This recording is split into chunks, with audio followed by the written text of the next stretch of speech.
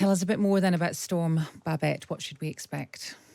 I think the feature of this storm is that it's going to extend over a number of days. So cumulatively, there'll be a lot of water falling on saturated ground. And so the greatest risk is for flooding. And there are numerous rain warnings across the country.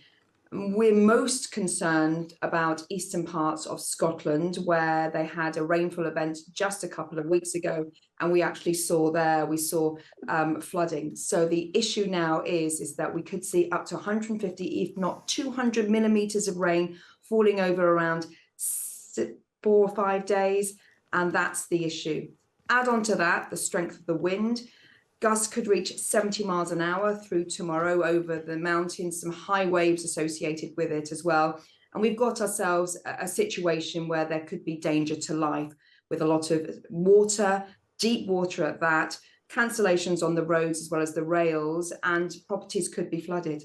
And what should people in the affected areas be doing? What's the advice that the Met Office is giving to people? The advice at the moment is just to keep an eye on the weather warnings.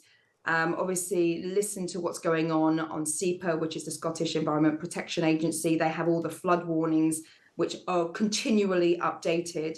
Obviously, protect your property. So if you're concerned that your property will be flooded, make sure your valuables, such as your passports, insurance documents, are in a safe place, computers, etc., particularly perhaps on a first or second floor. And it may get to a point where you are dealing with the councils in terms of sandbags.